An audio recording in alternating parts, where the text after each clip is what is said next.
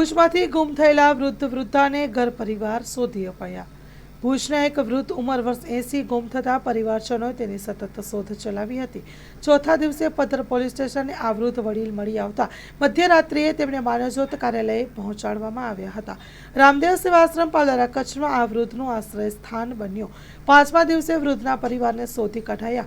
પરિવારજનોને વૃદ્ધ વડીલનો કબજો સોંપાતા પરિવારજનોએ ખુશી વ્યક્ત કરી હતી। અન્ય એક વૃદ્ધ મહિલા તારીખ 28/2ના ગુમ થતા પરિવારજનોએ સતત દોડધામ કરી તેને શોધવાના પ્રયત્નો ચાલુ રાખ્યા હતા।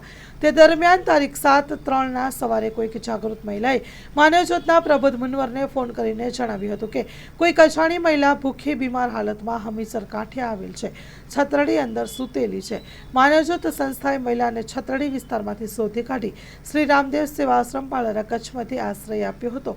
છતરડી પાસે તળાવનું ગંદુ પાણી પીવાથી મહિલા સતત ઉલટી કરી રહી હતી। તેની સંસ્થાએ સારવાર કરાવી અને મહિલા સ્વસ્થ બનતા ભોજન કરાવ્યું હતું।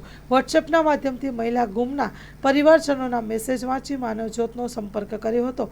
તેમણે મહિલા સુરક્ષિત સેવાશ્રમ સ્થળ હોવાથી જાણ કરાતા પરિવારજનોએ 8મા દિવસે આશ્રમ સ્થળે પહોંચી વૃદ્ધ મહિલાનો કબજો લઈ માનવજ્યોત સંસ્થા અને કાર્યકરોનો આભાર માન્યો હતો।